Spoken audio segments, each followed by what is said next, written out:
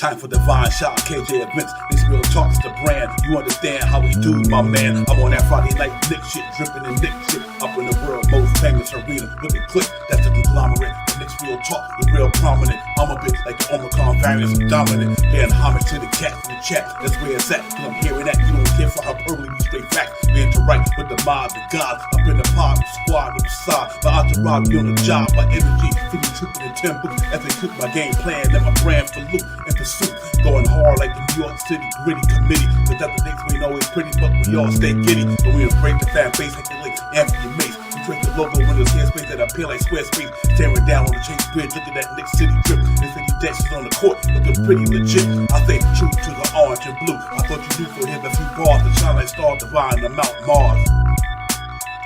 Nick's real talk. Here we go, let's go. Nick's real talk right here. I'm representing Nick's real talk. right here. Here we go, let's go. We here in the building. Nick's real talk. Let's get it. Here we go, let's go. Yes, sir. Nick's real talk. We here. Here we go, let's go. Nick's real talk. Let's get it. Let's get it. Yeah, for real. Yes, sir. Let's get it.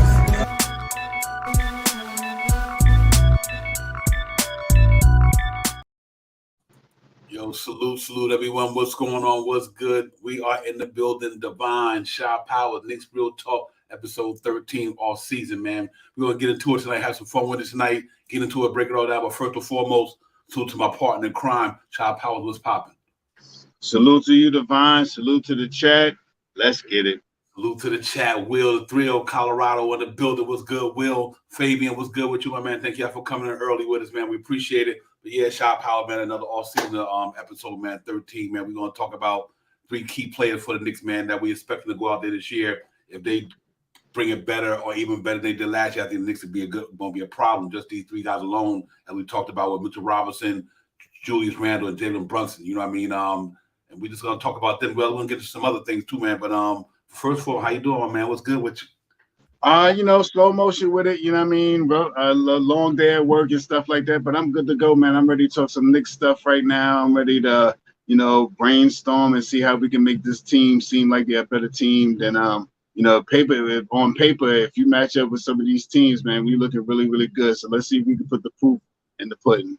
Yeah, real talk. I'm with you on that, my brother. They look, they got a solid team going in there this year. I'm really looking forward to this season coming up, man. I think Kevin coming there and play some hard basketball for New York, gonna represent the city as always, and going in and get us into the playoffs and have some fun with it, man. So I'm really super excited about it. But the way the roster presently is constructed right now, I'm happy with it. You know what I mean? We didn't get too big. We didn't win a lot. We didn't lose a lot. We stayed right there. DiVincenzo was a big plus for us. We kept everybody aboard that that we possibly had from last year, and we bring in Josh Hart on extension. So hopefully that pan out, but I still think it might be something to do. I think I'm officially say my 2 weeks up that I thought Evan Fournier would get traded, so I got to eat my crow on that one. My man's still in New York, so I was hoping that they pulled the trigger in that last couple of weeks, but they didn't do it though. But yeah, man, I'm really excited about the Shot Power. I think they all out there working, man. I'm looking at these cats as scrimmages and in the gyms. They all over the place getting working. I'm loving what I'm seeing from this all-season Knicks team. Tibbs out there with the team out there, at least in attendance. He was in summer league. They locked in, man. Jalen Brunshim having a pretty good workout with the world team. Him and Josh Hart, Quentin Grimes down there. So it's exciting to see, man, that our guys out there working. Julius Randle putting in work out there, man. See him trying to get back from the foot injury, putting in a lot of work. And you just look all around the table. Mitchell-Rob running around the track trying to get endurance. It's just a lot. I see every time I turn around, I see these cats out there trying to get better. So that's what got me excited. They come into the season probably a little bit more hungry with a bad taste in their mouth for that Miami series. They probably coming back like, we got to come back. We better than that. You know what I mean? And I think these cats finally in their mind, realize that we better than that. We should have been in the Eastern Conference Final. I think that's what a lot of them believe.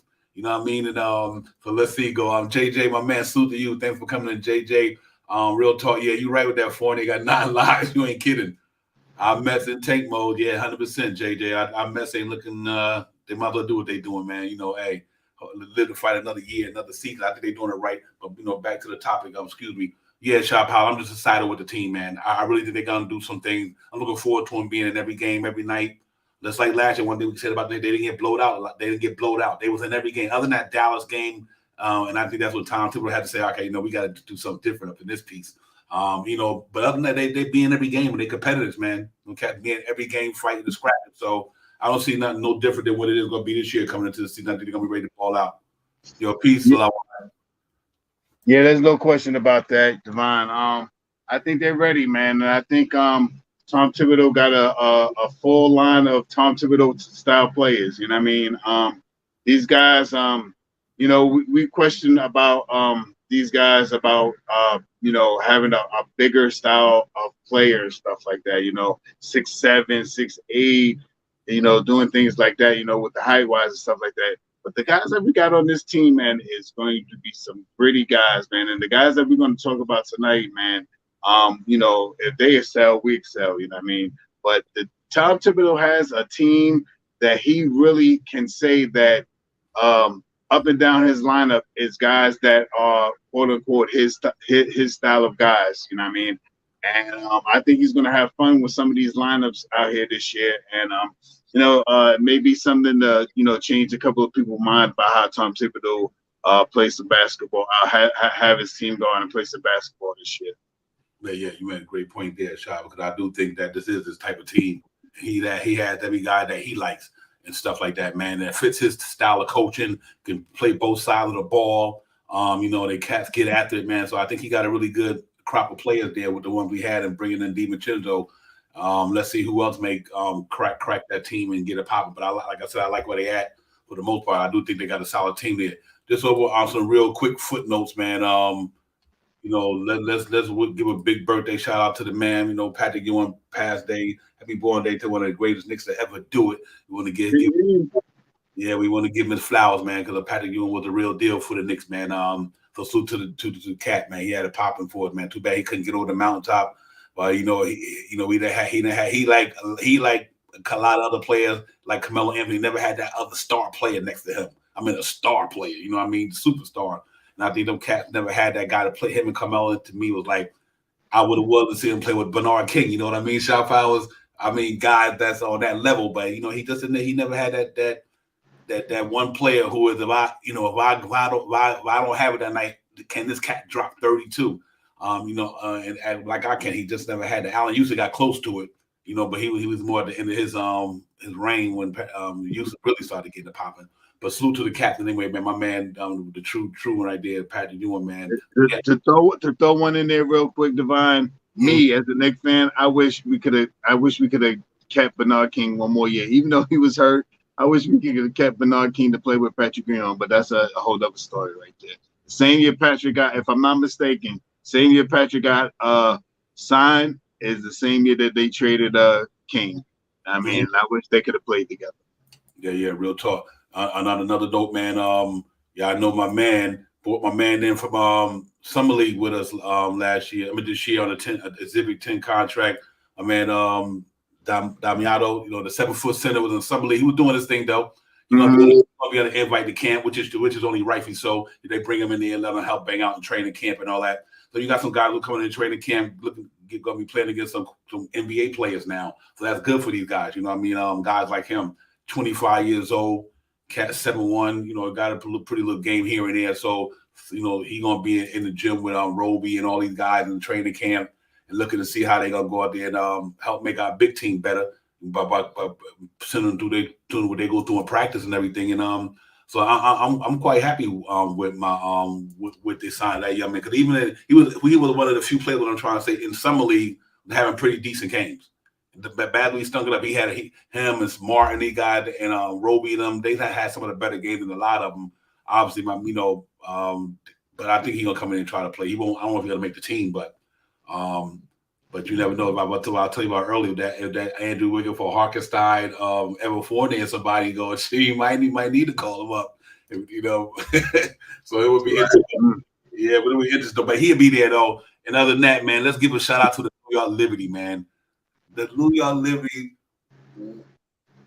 gave it to the Las Vegas Aces. They 99-61. You had two Clash of the Titans in the WNBA today, and man, let me tell you, them New York Liberty girls, man, they came out to play some basketball, man. 99-61. they was lighting it up. So you just had to give them their flowers, man. Them girls represent New York City hard, and that school and all these guys, Breonna Stewart, you name it, they got it down there, man, and they are killing the game right now. So I'm looking forward to seeing them hopefully make a run in the NBA, in the WNBA playoff. They put it on display tonight. So shout out to them, man. Want to give them some love. But yeah, man, back to our Knicks, I'm looking forward to this year, man, and I think that it all starts with that floor leader, Shot Powers, and Jalen Brunson. I just think Jalen Brunson, this is his team. You know what I mean? And I think this cat gonna be looking to come out there this year and really get it popping, man. So I'm looking forward to Jalen Brunson having a good year. Numbers speak for themselves this year, ladies and gentlemen. 24 game, 3.5 rebounds, 6 at 21 point PER contract. Look at the contract; it's just crazy. That is insane. You know what I mean? Look at 20; it's going down. You know what I mean? But I'm looking for this cat to make a huge for the New York Knicks this year. I think he has what it takes to lead us to where we want to go. I think he's gonna be, like I said a while ago. If the Knicks win a championship, he will be the point guard on the Knicks. I just think that's if Knicks would win the Knicks win the championship. I know they're gonna win one, but he will be the point guard of the New York Knicks. I think this year he takes a leap to that All-Star, All NBA level this year, and I think now that he done gave the NBA 2 good years. Like you see what I can do. You know what I mean? He did it with the Dallas Mavericks when he helped Luke and them get to the Western Conference Finals. I mean, he was the main reason they got there. What happened the year he didn't play there no more? They didn't even make the play-in. So now he comes to the New York Knicks, Shaw Powers, and he just takes us to another level. You know what I mean? And so I'm really looking forward to his maturation again this year. The way he's playing in the World Games right now is phenomenal. He's killing it out there for the scrimmage and the practices. So Steve Kerr and believe in him like he's our leader out here. You know what I mean? And when you hear that from creme coaches like that, and they rave about the way this cat get down, what that's telling you what the Knicks got. You know what I mean? And them cats see the game every day. They watch the game. They end the game. And Jalen Brunson is special. And I just think he's only going to get better for the Knicks. You know what I mean? I think it is. Yeah, real talk, Jay. That was a good dunk. My man dunked in practice today. That was funny. But yeah, Shot Powder, I'm looking for big things out of Jalen Brunson this year. I'm looking for him to come in there to be that guy, man, and him and Ramlin and really get it popping again. I think he gonna do the damn thing this year. I'm happy about this cat, man. So I'm excited about where he come from and how he got here, all that. So I just think his journey to be a Knick, it started at being around the Knicks, blah blah blah, everything, his culture, his dad played for the Knicks, the work ethic he has, the skill set that he puts on the court, and how he carry himself off the court, all that. You know what I mean? That's a leader, and we got him, man. So I'm really looking for this cat to get it popping, man. I believe Jalen Brunson is going to be on another level this year. Regardless, it might not be something more scoring more points. It's just all around. It's all around. I think he's going to kill a game because it's going to gets more easier for him. You know what I mean? As the year go by and you master your craft, it gets more easy. Like the NBA is easy for Jalen Brunson. You're like, oh, come on, this ain't nothing for me. So I really like. I think he's going to be used this year, man. I think he's going to be one of the top 2-3 point guards in the East this year. It'll be hard to deal with that boy in the East this year. I believe that. I mean, there's no question about what I believe Jalen Brunson is going to bring to the team this year, and it's great that he has a chance to play with other players. Because if you watch some of the highlights of those fever practices and stuff, you see how other players are just looking at him as like, yeah, this guy is good, man. You know what I mean? He's doing these dunks, he's doing these passes, he's hitting 3-point shots. Microphone. Little technical difficulty right there. I got him. I hold him down until we get back. You hear me, Sha? Yeah, excuse me, ladies and gentlemen. Sorry for the technical difficulties right there, but we get it popping. Okay, you hear me? Yeah. But he'll come back and we get it popping. Yeah, but Jalen Brunson is that guy, man. Right now, I cannot say enough about this young man, man. What he means and what he could do for this squad here, man. I think he's gonna take him up there, man. You're right, a lot while that offense could be really crazy. Man, that is a lot of firepower there. I think Julius Randle comes back on another level. We talk about him next, but before Jalen Brunson, Shop, how you hear me? Yeah, I hear you. Hear me? Yeah, you do. You good now? Okay, all right. Yeah, I'm gonna throw it back to Shop Howard, man. Let him continue his thoughts. Yeah, I mean, not major. I mean, I just think we got a gem in Jalen Brunson. You know what I mean? Last year we thought when we got him for the money that we acquired him for, everybody was like, "Oh man, we might be giving this guy too much money and stuff like that." Me myself, I even thought that we would have been fine if we would have started IQ this year. IQ with Quentin Grimes in the front court. Know what I mean? But boy, oh boy, he changed my mind the first game he got on the court. So I'm happy that he got him. And I think with the team that he had, that he's on, I mean, with the Knicks now, I really think he's going to elevate, try to, like you said, more all-around games. You may see him maybe get maybe 2 or 3 less points per maybe be around 23 points this year, something like that. But I think his assists will go up this year. I think he'll have 8, 7, 8, close to 7, 8 assists this year. I think he'll try to rebound the ball a little bit better. Maybe get to five boards. Crashing the boards and probably get 5 boards tonight. So, like you were saying, the all-around game, I think his all-around game. He may miss a little bit, 23. He may go down average-wise 2 points, but I believe his assists and his assists and his rebounds will go up. That will make him a more that MVP type of all-star type player this year. Yeah, real talk. I see that. His stat line gonna definitely change to me. I think, like I said, I don't have a problem with him staying at 24, going down. If he can continuously do what he do with the basketball, I have no problem. Like I said, if you look at his numbers, that 24.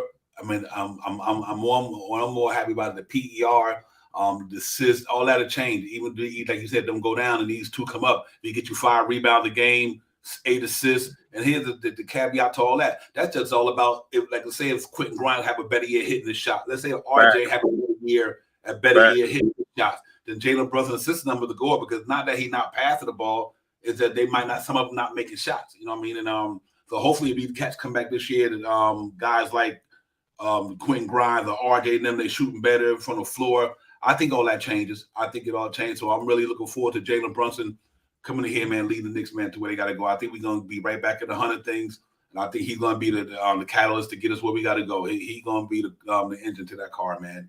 And, and we just got to make sure that, them cats is in there with him. Whether he rides shotgun or not, let Jalen Brunson get in there and get it popping, because Cat is talented, man. He's a talented man. So I'm looking forward to it. I think he's going to benefit the Knicks real well. I have no doubt in my mind that he's going to keep us in contention.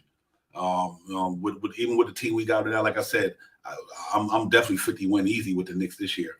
I think this team is going to come back much better than they were last year. Out the gate, different animal, no Fournier starting, no hurt Quentin Grimes. You can go on and on, with some things, man. So know that we coming into the season, if everything stay right now, nobody get hurt out there practicing or playing in the game, we come into training camp full strength, I think the Knicks gonna be ready to rock. I think they come out there. This team gonna be different. I just gonna believe like that. They're gonna be different, man. And I can see the energy from by the way they're getting down the season. When people when you see a certain type of atmosphere around people, you could tell what they're about, their mindset. And the way this team showing me in the off season that they hungry. They feel like, listen, we got a round ticket from us. They want that back. That's how the Knicks looking out here right now. The way Quentin Grimes working on him and quickly like 5-6 days a week. I mean, these cats is out there putting it in. I mean, not just around shooting shots, neither shot power. I mean, these cats is in the gym working, lifting. Quentin Grimes is one of the few guys I see all season working on his defense. That's scary. Usually everybody want to get their offense game together, but this guy spent a lot of time trying to, like he said, he take on the best players in the game when he's the Knicks guy who take on the best players on any team and in that height range, whatever. So he having a good off season, man. Like you say, JJ Redick, 2 days with him. He be down there in Memphis with Penny Hardaway pretty soon. The cat out here right now playing with the U.S. select team. I mean, these cats gonna be coming in the season in shape. Number one, they in shape. They working out. They working. They in shape, and they working on their game, man. So I think the Knicks come out pretty. I think they're gonna come out pretty blatant to me, because I think they're gonna be coming in prepared. They're already playing. Right, they're bring about a month from now. Training camp will be here, some shit like that. So right. Yeah, these cats are already in training camp. You know what I mean? They already getting their training in. So I'm looking for these boys. RJ with the Canadian team. I'm just looking for these cats to go out there and get it popping, man. I just think the energy is in there with these boys, man. I think they definitely go through the third round. This is my prediction. Now, I predict early and every year. With the Knicks presently constructed where they are right now, I still think they can get to the Eastern Conference Finals. If everything go right, no injuries, and everybody take a step. If everybody in that team do what they do in the summer in Sao Paulo and take a step in their game and take it to another level, this team definitely got a chance to get there. Where they gonna beat it? No, but they got a chance to get there. I think we just got to keep grinding and let Jalen Brunson take it there, man. I think that'll be that. You know what I mean? Yeah, that's most definitely the we talked about it in the background, man. If these guys can push their 3-point percentage over 36% and stay around 79 to 82% from free throw land, this team is a different team. And I think with the acquisition of DiVincenzo, another guy that can score the basketball, that can make plays, and definitely can shoot the basketball. I got to say that twice. Like I said, I also said I don't think Jay Hart has shot a layup, has played any defense, tried to grab any basketball. I think that his main focus is to shoot that 3-point shot. You know what I mean? And if we elevate our game from three, you know what I mean, with DiVincenzo, with iHard, with Grimes, with Jay Hart, with RJ, that's gonna make us a way better team, man. And the one thing that the Knicks always do is they get to the line a lot. They have to convert on our free throw shooting. If we do those two things, little tweaks, and I think we're gonna come out the gates, on fire, because this is the same team from last year. And I mean, these guys went to the second round into to the finals last year. These guys are hungry already. Like you already talked about, Divine. They're all working out. You see plenty of things about Quickly, Grimes, Mitch-Rob, Julius Randle talking about the Knicks and how he wants to change his facade this year. More mental, less stress. And Brunson is the guy. Even if you're a quote unquote guy from the team, your best player on the team is talking about his point guard the way Julius Randle talked about Brunson, and we're in a good shape. Mm. Yeah, real talk. This cat really gonna be the guy to me to catapult this team, man. I think Julius Randle comes back. I think he just come back ready to roll. Shop out. His numbers don't lie. The cat can get it, man. I'm super excited about Julius Randle, and I'm just hoping that he just come out here this year, coming back off that foot injury, and take it to another level. And I think he will, man. I think Julius Randle comes to ball this year. Like I said, you look at his numbers: 25, 10 and 4, 20.3 PER. This cat, his numbers don't lie, man. One thing I like about Randle, he goes out there and play hard every night, man. And like a lot of Quentin Grimes, it's like Quentin Grimes. Listen, man, I don't know that false narrative coming around Julius Randle from, but he's like, this cat want to win, man. And so far in New York, since he's been here, we won something. Because he want to win, and I think along with Jalen Brunson and the guys, it takes it to another level. This is a year they get to play together for the second time, and first year was the first time they played, but now they get to play a whole year together again. I'm quite sure they learned each other's tendencies. I listened to Julius Randle talk about like his mental is starting to catch up with his physical. You know what I mean? Exactly. And when you hear players talk about that, because it is mind over matter. You know what I mean? Okay, how physical gift you are, you ain't got the mind to do it. It don't even matter. So on a real, Julius Randle let me know, like, listen, I think my mind is catching up to my physical. And this cat said, like, he said, I got a feeling gonna be my best year ever. That's what you want to hear from your player, the confidence. Look, I know what I could do with a basketball. You know what I mean? I know what I could do with a basketball. And Julius Randle was like, listen, this spike. So you take that into equation with Jalen Brunson coming back, maybe with an all-star or all NBA. See, we might have two guys on our team. If they pop, they could be all NBA and all-stars coming out of New York. You know what I mean? And we used to have that back in the day. That's why I love to see it now. Like this cat, him and Jalen Brunson make the all-star team. They are all NBA. That'd be phenomenal for the Knicks, man. I'm looking for Julius Randle to come back and do Julius Randle things. Like I said, he took it up to another level, man. And that's why the accolades he get personally, he deserves them. Much as we used to give him flack about some of the things different, it's understandable when you play on a team that you had in front of you also. You look at the team Julius Randle played on since he's been here, other than the year when you had Mook Morris and Bobby Portis and all these guys, They just had the right coach then. Can you imagine if Tom Thibodeau would have coached that team with Julius Randle, Bobby Portis, Mook Morris, and all those guys? If that was Tom Thibodeau coaching that team would have been scary. But obviously it was David Fizdale and them, and now you get what you get. You know what I mean? So, but now after that team, that was the most talented team I think he played on.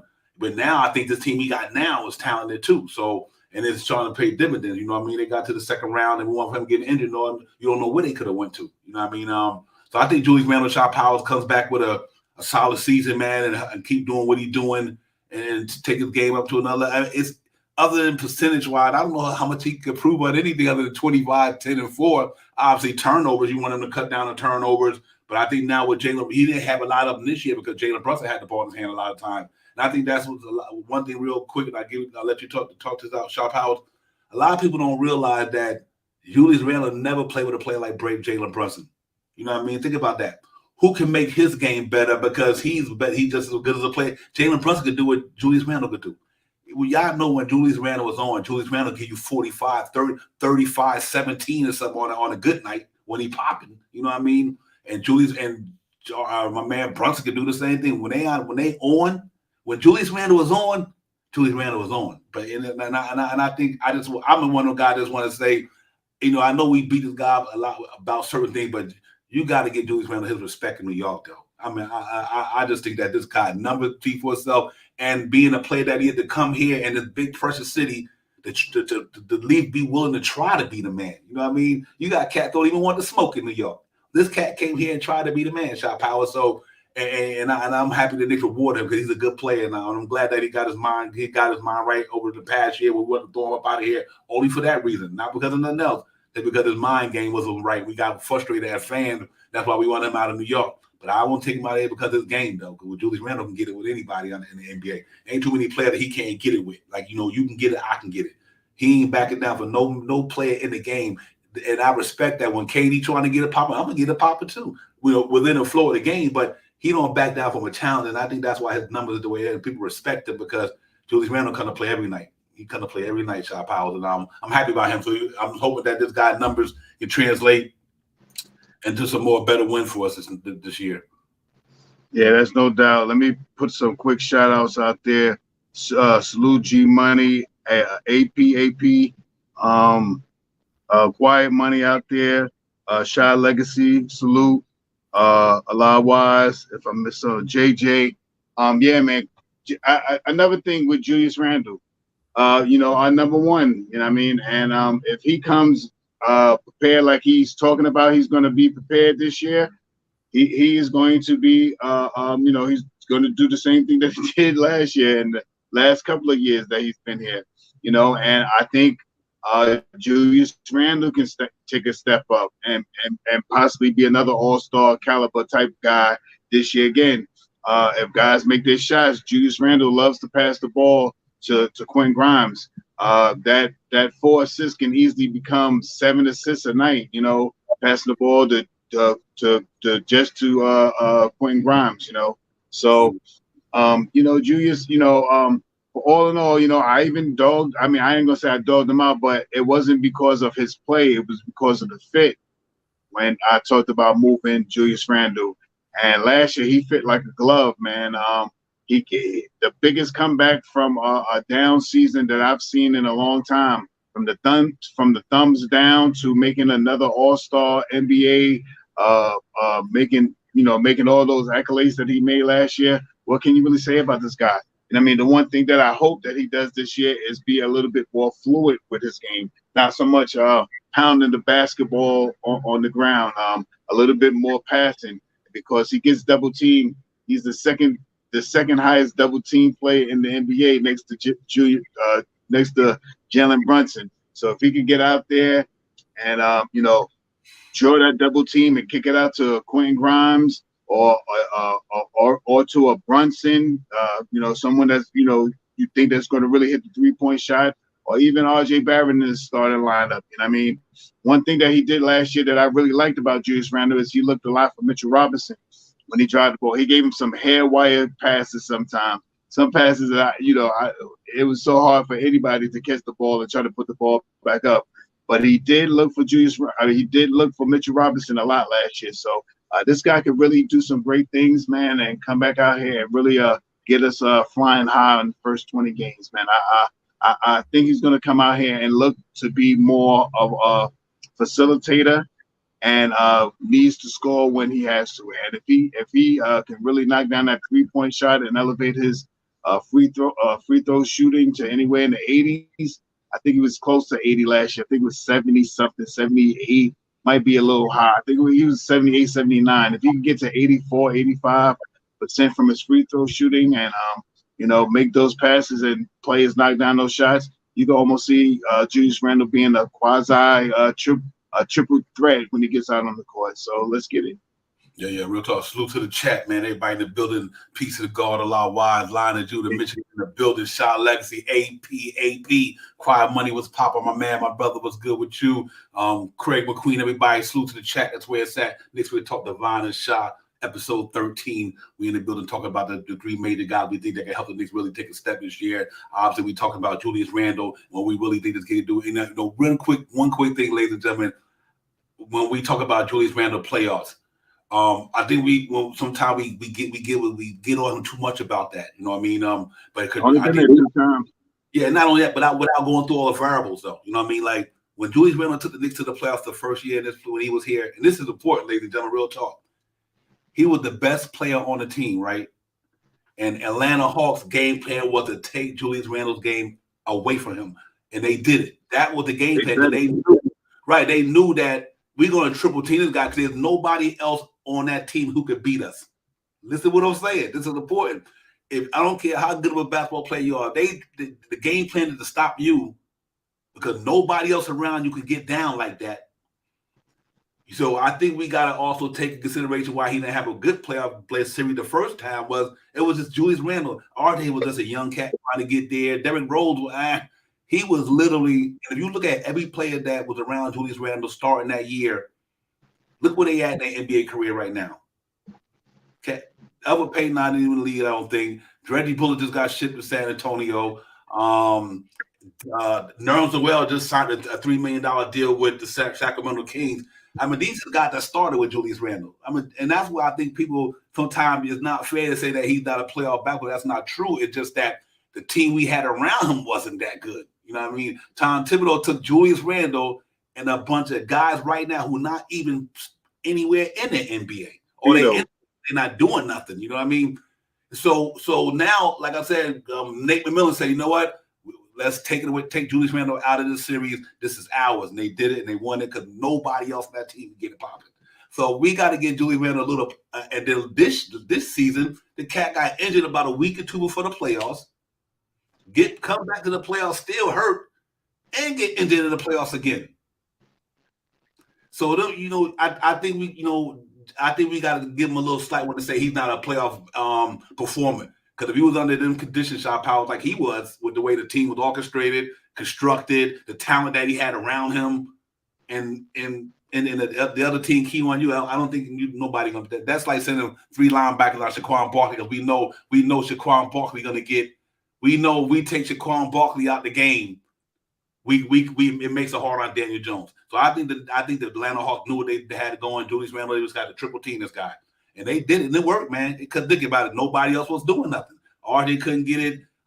This guy couldn't get it. Obi had a little bit of something. He was a rookie year. Only one that really had it going was Derrick Rose and Todd Gibson. Look how, you know what I mean? So that's to me. I just say all that to say that, I want to put that out there about his playoff. I think the stigma about him being not a playoff performer. Let's see what we stay healthy this year, and he go in there, and let's see what he do in the playoffs this year. Parrish, my man, thank you for the super chat. Parrish, my man.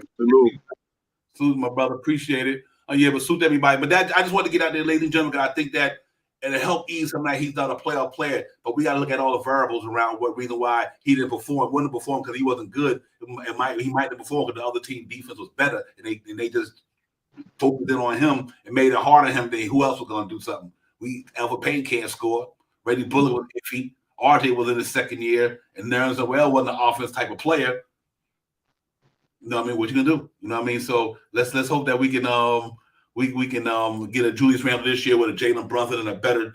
I think this supporting cast they got now is better than that team last year. The 2022-23 team is way better than 2020-21. You know what I mean? So I think that would be my case with that, Shop Hal. But Julius Randle gonna get. I think he'll come out real mentally strong this year. He'll get a popping though for sure. Yeah, and let's not miss the year when we were 35. When we were 35 wins. You know what I mean? Julius Randle at the beginning of that season really didn't work out as much as he probably does now because he was getting ready to have a baby. I mean, and that newborn baby stage for Julius Randle came in the beginning of the season. So I'm not saying I don't know exactly what happened, but I'm pretty sure after every game he was flying back home.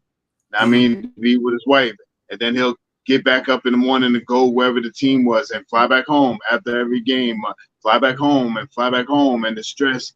I mean, that's one of the reasons why we got a little thumbs down from him that year, stuff like that. Not throwing anything out there for him, but I said this too.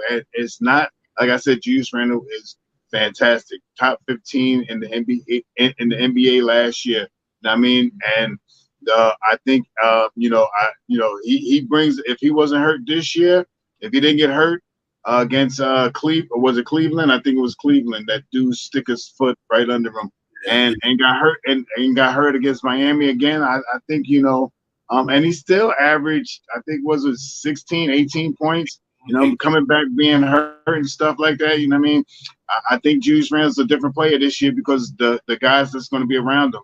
And when he gets those double teams this year and he kicks the ball out, I think more times out of none, I think the guys are going to hit those shots better than they did last year. I mean, only thing we got to do, we talk about making all these major moves and stuff like that, and now that I see that we're probably not going to make, too many super duper dramatic moves, I think that the team that we got, we just got to change up a couple of things. A little better at the 3-point shooting, over 36% per the team. And if we shoot over 80, if we shoot in over 82%, 82 and up, we're gonna have a different style of basketball, and we got one more guy to talk about. But I think Julius Randle, he's proven himself. I'll say it. I said it once and I'll say it again. From coming back from a team of saying thumbs down, to everybody, and coming back the next year and have a stellar year, being the top 15 player in the NBA. That's big. That's making the All-Star team again. Helping us win all those 74, the 47. Well, I don't know if he was all. I think the last couple of games we won without him, but winning at least 45 games for us this year. And big and super big in some of these games. You really got to give him some kudos. And the Knicks fans are probably split down the middle about Julius Randle. And one hand we want to keep him; he's the best player that we got. And on one hand we want to trade him. And that's how Julius Randle is to the New York Knicks. And I can say this, man. You give Julius Randle healthy in the playoffs coming up this season, I think we see a different style of basketball from Julius Randle. And remember, this is only the second time Julius Randle in his 8 years of being in the NBA, the only times that he made it to the playoffs is with the Knicks. I mean, that's the only time that he's ever made it to the playoffs. Both times was with the Knicks. One time it was him and a bunch of Tito's, and last year he got hurt. So, I'm going to ride it out. I don't think he's going nowhere no time soon anyway. So I'm going to ride it out and see what he can produce for us this year and see if he can take that stigma away from him not being a playoff style basketball player. Yep. It's a tough place to play, man. Yeah, hey, it's a tough place to play. And I respect Julius Randle because not too many cats can take the smoke. They don't want the smoke in New York. KD didn't even want the smoke here. Thanks. You know what I mean? A lot of them cats don't even want the smoke in New York. But this cat embraced it. He's like, listen, I love it here. I want to win here. I want to be here. And I take that all day to somebody who just want to come here because they can get the money. Nah, come here because you want to. He said, I want to win in New York. And I think with somebody to come out and want to win here, and I just think it's a beautiful thing. That's why I always respected Julius Randle, man. I know we get on him, but he's a human being as well, man. He got families and things like that. So I agree with. It's a tough, and the reason why like I said, the cat is for 2 years of his career, and since he's been Knicks, he's been, like Shop Howard said, top 15 best player in the NBA that year. Because when you make the All NBA team, you got the first, second, and third string team. That's 15 guys, and he was in All NBA out of all 400 some players in the NBA. Julius Randle was in the top 15 for 2 years. Think about that. All NBA, that means you top of the food chain. You know what I mean? This cat been All NBA 2 times in New York. So can you imagine now? And now you see the difference when you get a Jalen Brunson with him. You see the difference I was talking about earlier, playing with people who don't got talent and playing with somebody who got talent. When he took the Knicks to the playoff that year, we had no talent. When he played this year, he had a cat who had talent next to him. Look what they did. And they could have went further for injuries. That's where I think we got to see the importance of having talent around talent. You know what I mean? And he got somebody with him now. He cat put up 24, 25 a game this year, almost respectively. And I think that's awesome. And the numbers don't lie. I mean, it's crazy. But salute to Julius Randle, man. Come back, get healthy, get that ankle ready, man. He out there putting his work in like he always do. Like Quentin Grimes said, he think that narrative around Julius Randle is BS. And I'm dead right I'm with Quentin Grimes on that. Quentin Grimes, I just think the narrative is BS. He said this man does all this. He want to win. He works every day. He works hard. And that's Julius Randle. You know what I mean? That's what he do. You know what I mean? So I think that's good to have a teammate. When you hear from a teammate, then everything we see out here is just news because they in the trenches with him. You know what I mean? They in with him. They work with him. They talk to him. So we don't talk to him like Quentin Grimes don't talk to him. I know you're gonna look out for your teammates. You're supposed to say that in a sense, but I think where he is speaking is facts. Every time I see Julius Randle, he work hard. He always in the all season trying to get better. He want to win. He even though he's a passionate dude, don't mistake the fire and the passion with somebody being just mean. He a passionate dude, Shop Powell, and sometimes he don't handle it the right way. But I think it's coming from a good place. You know what I mean? Even when Julius Randle snapped the laptop out the guy's hand, I still think it was coming from a good place. Maybe he just frustrated. It was frustration. I'm angry right now, and he took it out on the laptop. It happens all the time when you got that much passion. So salute to Julius Randle. Let's get it. But listen, guys, this next cat. Not to cut you off, Divine, real quick. He said it too. He said, he wants to win. Every game he comes out, he wants to be a winner. You know what I mean? And what's the word that I'm looking for? Oh man, I forgot the words that quick. But when you always want to win, you always want to win. You're always fighting to win, and that's the type of play that he said he was. I can't remember the exact word. It's a simple word, and I can't remember what it is. But when I do, Julius Randle said to himself that every game that he gets out there, he wants to win. You know what I mean? And that for a player to say that, every game, and sometimes when he doesn't win, he gets upset. That's the combination to the word that I'm looking for. When you always striving to win and you get upset at it. But that's what Julius Randle is. Mm-hmm. Yep. Hey, this cat put this friend on his back 2 years ago. It was Julius Randle, Tom Thibodeau, and the Knicks got us to the playoff that year. Literally, Julius Randle put his franchise on his back 2 years ago. And so, you got to give him flowers, man. He came. Now, I don't like to use the word scrub. I just think that, but he was Julius Randle and a bunch of average. When I mean average, were average players. So I give him his respect for that, man. You could take a team like that with Tom Thibodeau and get to the playoffs after only winning 21 wins the year before to come back and win 41. MVP. I mean, not MVP. All-Star, All NBA. And it didn't. This is showing that it wasn't no fluke because they talking about that empty gym crap. He came out this year and did it again. You know what I mean? So it wasn't no fluke. So fluke of a man, Julius Randle was showing improvement, man. Real talk. Let's hope he have a good year. Jalen Brunson, I think, was the saver for him. Now he had to spin in the middle with all them crazy plays no more. You don't have to worry about getting triple team no more because you ain't going to triple team that dude and leave Jalen Brunson open.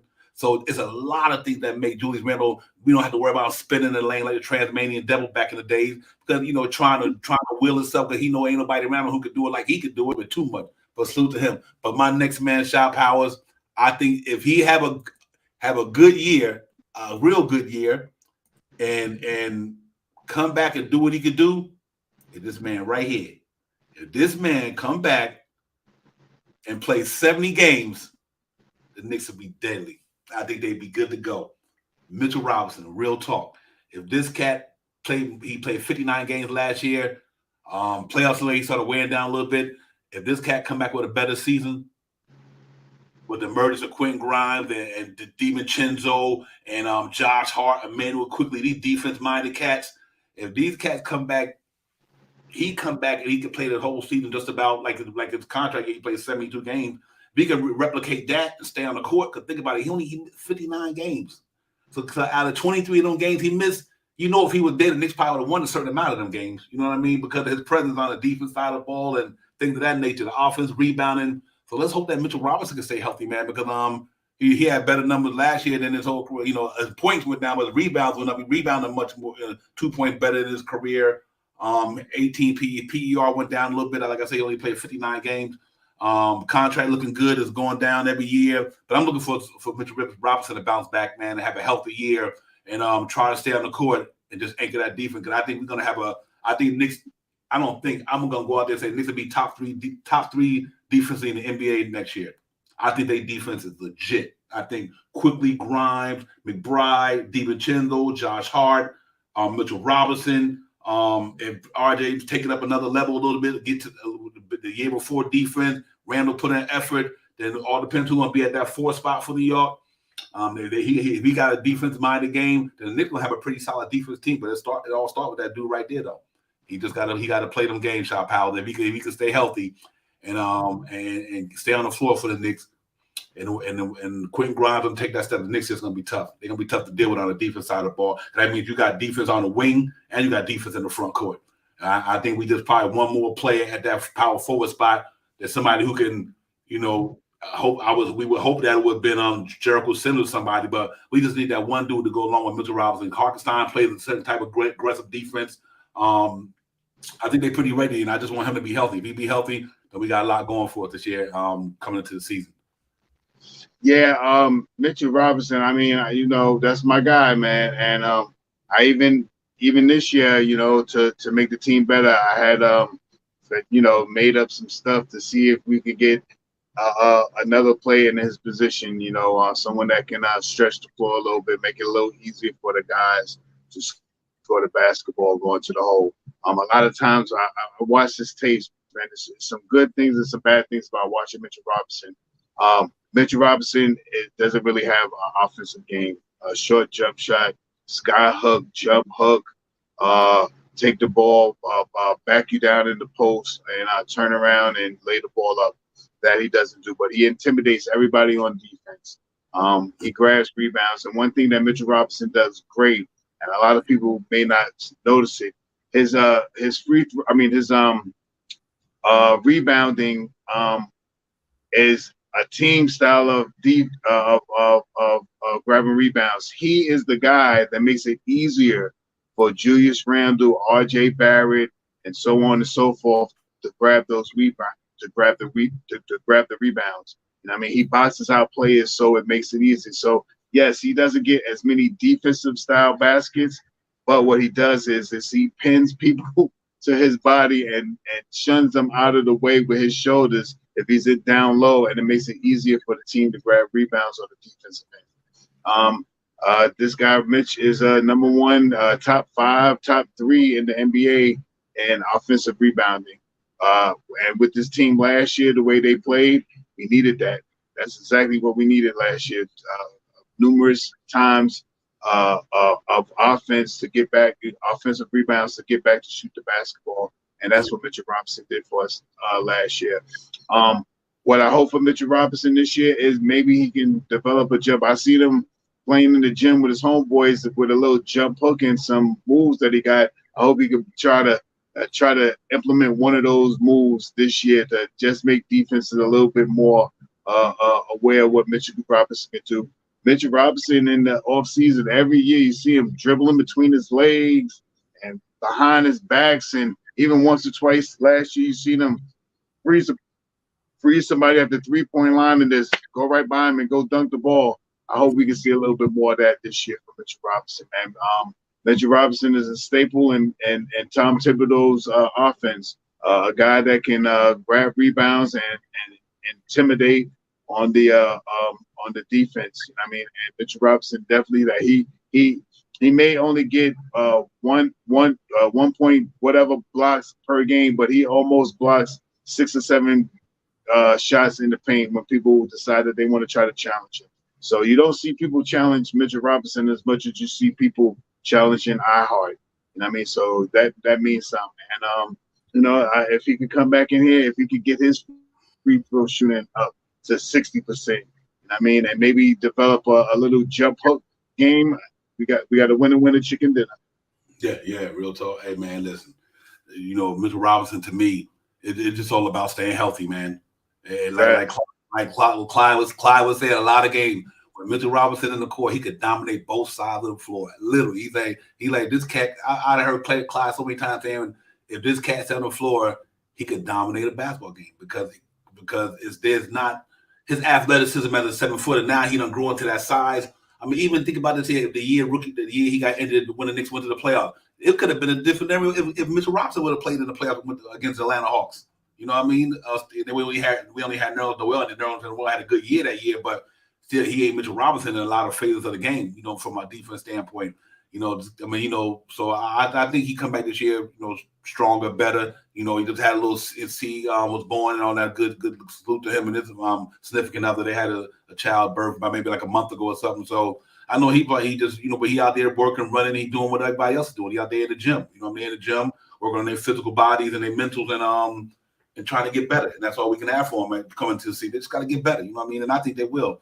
I think Jalen Brunson with a second year, Mitchell Robinson. Hopefully he'll get to see him more. Like we were saying earlier in the show, I'd rather see Brunson points go down maybe 2 points a game, but like you said, his assists go up 3 or 4, and a lot of that could be lobs to Mitchell Robinson. And I've seen a couple times in the playoffs when they posted Mitch, throw the ball down there to him. What's the worst thing that happen? Somebody block a shot, he dunk it on somebody, he get fouled, or he missed a shot. I mean. So, they did it a couple times in the playoffs. I'm like, y'all should do that more often. When Mitch got a wingspan that's unbelievable, all they got to do is throw the ball into the post and let him jump, try to dunk it on somebody, whatever the case may be. But I think they got to use him more in the offense, especially if it comes to the inside-out game. You post Mitch, throw the ball in the paint, and let them cats scramble around the perimeter. If he don't got a shot, he got 4 cats out there who can knock him down. I mean, Grimes will knock him down, Randall can knock him down. Brunson can knock him down, and when RJ got it going, he can knock him down. So I think Tom Thibodeau should, develop every now and then, throw him in the post, throw the ball into him, and see if he can get a shot. He can get the cutters or the open man. A la what's the backup center, Isaiah. You know what I mean? He good with that. Give me the ball in the post. He catch quickly cutting, or he gets somebody back, whatever. You know what I mean? I think he got to do more of that. I think he could put that in his game this year to help the Knicks out tremendously. You know what I mean? From the offense not being so stagnant, because if you throw a ball down to him, he can catch these cutters and everybody. I think it'll be pretty good. So, but I'm hoping a big year for him health-wise. I hope Mitchell Robinson stay on the floor, produce for the New York Knicks, man, and just anchor that defense like he's been doing. Because I just recently, like I was saying earlier, there was a report out there with a trade, hypothetical trade him for Robert Williams. I'm like, I don't know why would you do that. You know what I mean? But I think what I like about Mitchell Robinson, man, he been here from day one. We drafted a young man through all the injuries and ups and downs. He stayed the course. You know what I mean? Had a breakout year the year before the Knicks rewarded him, and I'm glad they did. We keeping our talent here, man. He homegrown. You know what I mean? Mitchell Robinson, homegrown talent. You know what I mean? In 36 pick in 2018, he ours. You know what I mean? And he said he know he had to work on his game. He's been trying to get better at it, but last year he was dominating. Because what he did don't cast of that Cleveland series. To me, that put Mitchell Robinson right there on him. Listen, he took Evan Mobley and Jared Allen out the whole playoffs. This is Mitchell Robinson, ladies and gentlemen. He shut Jared Allen down. He shut Mobley down, and that's why we gave him the business in Cleveland. That was Mitchell Robinson. To me, he was one of the best players in that series by far in that first round last year, the way he did Jared Allen and them cats. They couldn't touch him. You know what I mean? Like, he was off rebound on these cats and bodying them here and there. They couldn't take the smoke, man. So I hope he come back with the same energy like he had in the playoffs and stay on the floor. And I think if he come there and do that, I think we'll be okay, man. Salute everybody in the chat. Y'all got to pop it up in there, man. Banging USA was good with you. Keep Turner, Parrish, Alagwad, and Knicks are nice. My man, keep everybody. JJ, everybody. Peace of the God. Y'all know what it is. Knicks Real Talk, episode 13, all season. We was talking about the 3 main guys that we thought if they can come in and elevate their game this year, along with other guys we already know who has to do it. But I think Jalen Brunson, All-Star, All-NBA, hopefully. Julius Randle, All-Star, All-NBA, hopefully. And Mitchell Robinson stay on the court. have a productive year, I think we good with the rest of with the rest of the guys that's around us. You know, especially RJ and all these other guys. I know Quickly gonna do the damn thing this year. I'm looking at Quickly, man. Quickly gonna do the damn thing this year. Trust me. Him and Grimes gonna be like I said a couple like last year. Out of all the dudes that the Knicks drafted, the next two to get extended deal for the New York Knicks is gonna be Quentin Grimes and it's gonna be Emmanuel Quickly. RJ got his. Mitchell-Robinson got his extension. These are guys that we drafted. I'm talking about, ladies and gentlemen. These would be the next two. And if these two cats Quickly and Grimes just pop this year, Quickly do what he did last year and a little bit more better. If Grimes could be consistent around 15, 16 a game with the defense he played, New York Knicks would be a dangerous team in the playoffs because they got defense up and down the roster on the front court, on the starting lineup and in the back court. You know what I mean? They got defense all over the place. So Quickly and Grimes can get it popping, man. I'm really excited about this team moving forward with these guys. I think these young guys have been here long enough now. They part of this thing. They've been playing since they've been here. Quickly been playing since he's been here. You know, all of them play. Mitchell-Robinson been playing since he's been here. RJ been playing since he's been here. A lot of these guys is part of this thing that the reason why we are where we at right now.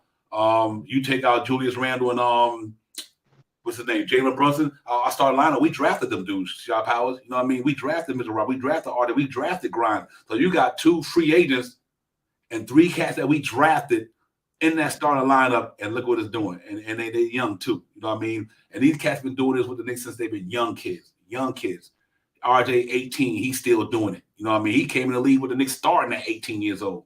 Quentin Grimes starting with the Knicks. Mitchell-Robinson came in young, no college, starting with the Knicks. And right now they're on the cusp of being on a team that could have almost went to the Eastern Conference Finals. So for anybody to say that the Knicks is not building from within or they're not building with their talent, you got to be kidding me.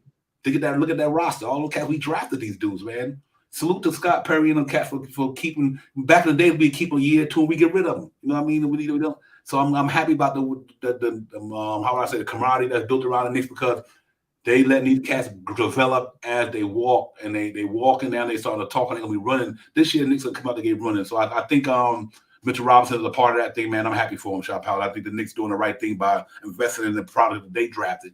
You know what I mean? And it's starting to pay dividends. I think in a couple of years it'll reap the benefits for sure. Yeah, I mean, you know, the Knicks are doing the right thing, man. They built, you know, we at one time we talked about, we need to, you know, build within with our young guys and all that stuff. Well, we've done that. And, you know, we have some successful guys, you know, that we could talk about that are homegrown, like you said, Divine. So, you know, soon to come, you know what I mean? This year is going to be a year to really watch what the Knicks could come out and do this year. And the big time is 24-25 too.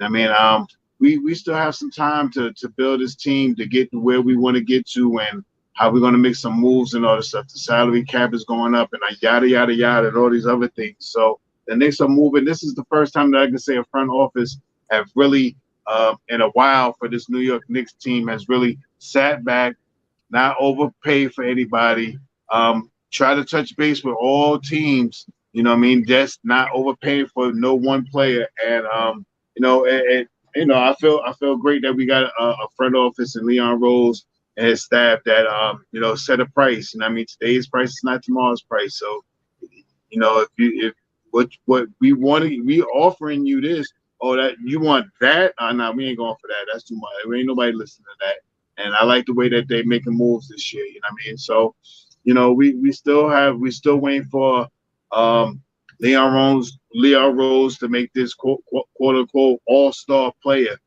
He made it already, but we want to see a traded player. And Jalen Brunson is an all-star, and I believe this year he's going to push that button to see if he can make that all-star status. You know, so Leon Rose, if you talk hypothetically on a contract that's $3 million, we got a player that's giving us 24 points and 6 assists a night. You know what I mean? That sounds pretty all-star to me. So let's see what the Knicks come up with. I think this team, I got a great feeling for this team. Looking up and down the Eastern standards and stuff. No, I don't really see no team that I really worried about. You know what I mean? Orlando is pretty young. Looking that Oh man, I forgot his name that quick, but he looks like he's gonna be he looks like he could be some. But Ben, that rookie that just came in, he got the Ben Banchero. yeah, Manchero. Woo, that boy nice, man. He nice. But Mhm. aside from that, I mean, I think they may make some moves this year. I mean, another team, Cleveland. I mean, not Cleveland. Indiana got a little better this year. You know what I mean? They looking like they got a pretty strong team over there. But aside from that, Miami, I'm not really worried about what Miami's going to do. Boston, and the same thing. I'm gonna say this to Knicks fans. You know what I mean? And everybody that thought the same thing about about um um dang Christoph Porzingis. We didn't want to get him because he was injury prone. So let's hope. I don't want to put no caveat on or taint his year, but if he's so injury prone, let's see if he's injury prone this year. And if he is, then I think we could bypass Boston, even though they got a good team over there. I think we could bypass Boston. The thing is still a little funny in Philly. Don't know about Philly too much. You know what I mean? Chicago really ain't do anything. I don't see anything that they did, and they're still down a player in the ball, the ball kid. So I don't think he's coming back to play this year. So, if we get out to an early, if we can make a quick run at the teams in the first 20 games or so, I think I think the Knicks are going to have a real good year this year. Yeah. For me, I think a lot of people look at talent like it's about more than talent, ladies and gentlemen. You can have talent and still be a good team. You can have all it and still be a good team. Because if your talent can't do the thing that it causes the team to win on the basketball court, yeah, you could drop 30 points, but can you do other things that help the team win? And I think like people underestimate that we got winning type of ball players because, like I said, I see many teams who had a dominant team and still lost. It doesn't mean you can have talent, but do you know what to do with that talent? Is that talent good enough to, go beyond just the physical gifts? Now I think the Knicks got a team where they might be short in stature, but they got dog in them. It ain't the size of the dog, ladies and gentlemen, it's the fighting the dog. I don't care how big you are, you still get your butt whipped. Let's not get it twisted. In basketball, in life itself, the smallest person in around can give you the business, and that's what our team made me think of. Listen, we were small last year. Look, we got to the second round. I mean, we still were small. So it's about the fight in the dog, man. I don't care how big or tall you is, you still can get it. You still can get it. And I think the Knicks got a team where, they respect. We got guys who play both sides of the ball. They defend the ball, and it's not being a homer. This is actual facts. The New York Knicks defense last year, going in the playoffs, was ranked in the top 10 at the time they got to the playoffs. The Knicks got to the second round not because they talented. You don't get to the second round if you're not talented. And it wasn't because we was lucky. No, we went up against a Cleveland Cavalier team and we gave them the business with a superstar because we had a better team the way they play basketball. We had defense-minded players who could neutralize their players. Mitch-Rob taking their centers out the game. As good as Evan Mobley is, that frail Evan Mobley, he couldn't do nothing with Mitchell-Rob. So it ain't always about the talent. So Miami don't got a bunch of talent. They went to the finals. They're into the finals. You know what I mean? Sometimes it's about the way your team play basketball and how hard, how gritty, how tough they execute the game plan. That's what it's about. Because like I said, I seen KD, Kyrie, them get swept by Boston a year ago. Something like that, or 2 years ago. Boston swept them dudes. And you had KD, Kyrie, and all these dudes. So sometimes, yes, the team can be talented. It's what you do with that talent. And I think Tom Thibodeau does a good job with the talent that he has. And I think this year, I'm telling y'all, they got winning ball players. A whole year of Josh Hart, not a half a year. A whole year of Josh Hart. A guy like DiVincenzo, y'all might talk about his size. You might talk about all that. The cat's a winner on every level. On every level. He done won in high school, college, and the pros. Jalen Brunson won in high school, college, and then they're going to win in the pros because he went to the Western Conference Finals already.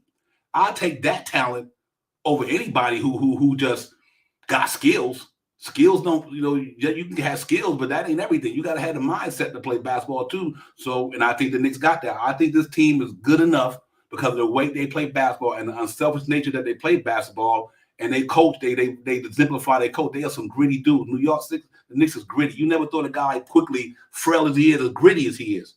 You know what I mean? So I like this team, Shaw Powell. I think these cats can get it this year, man. I'm not picking them to be the creme. We know they're not the creme de la creme of the NBA, but they working towards that though.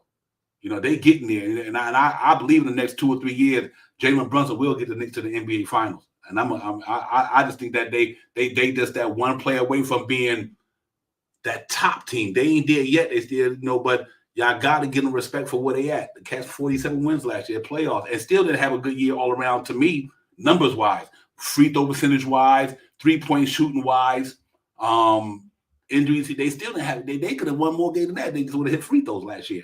So I do think this team is better than people give them credit for. I know we always like to look at the negative things about the Knicks, but Dan, sometimes you also got to look at the positive things about the team and bear witness.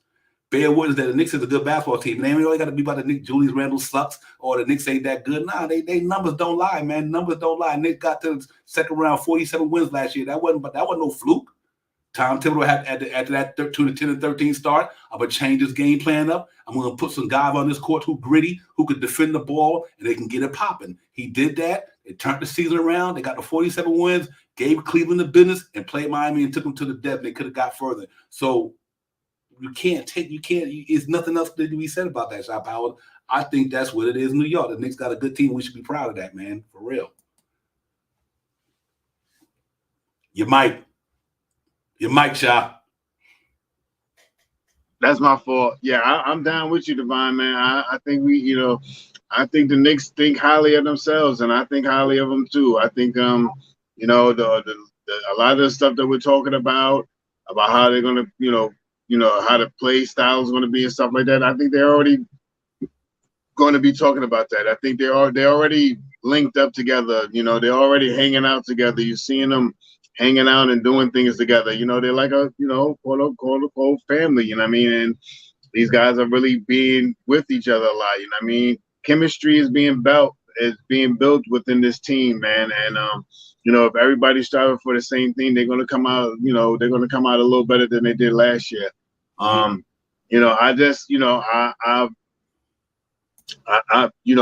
That's the main focus. We need these guys to, and we got some guys that are, are workhorses. Ahad last year, 80-something games. I think he played every game.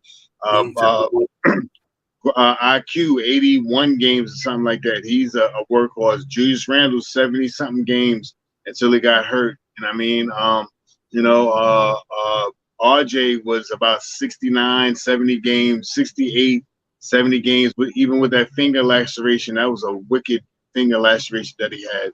And on and stuff like that. So we got guys that are, stayed fast and want to be on the court, you know what I mean? And now that we're gonna add Jay Hart to the crew and the big Ragu, you know what I mean? I'm seeing these guys getting, steady minutes, 20 minutes, 28 minutes, 24. I think everybody's going to get almost the same. Jalen probably going to be around 34. Julius Randle's probably going to be around 34. RJ's probably going to be around 31, 32. Somewhere around there. So I think with these guys and these guys coming back, striving for the same thing. I think we, like RJ said last year, I think this team could shock the world. Mm-hmm. Yeah. Hey man, listen, the Knicks got right now a two-headed monster right there with they got a two-headed double-edged sword right there with Brunson and Randle. I mean, it ain't about Randle better than Brunson. It ain't about that. We got two cats that can go out there and get it popping together. It doesn't matter who better than who. I know Julius Randle and Jalen Brunson, when they get on the floor as a Knicks teammate, they come get it. They go get it.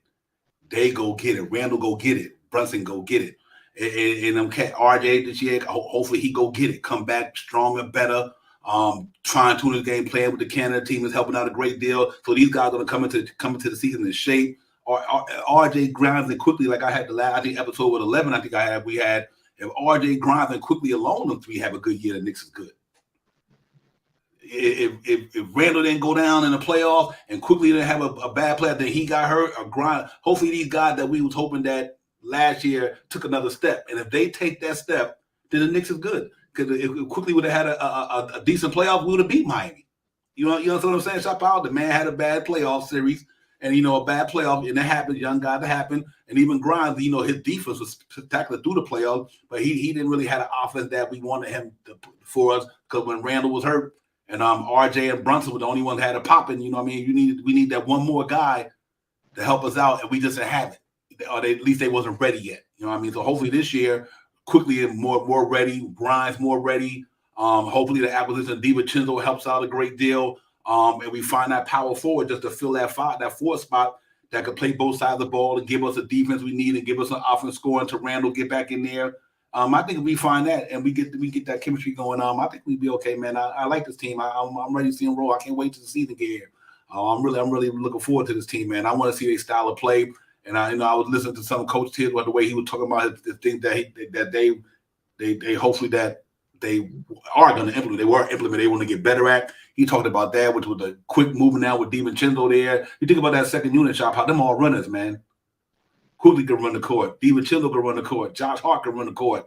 Other than all depends who's going to be at the power forward spot. But they got cats who can get up and down the floor. And I think it's going to be exciting in New York next year, man.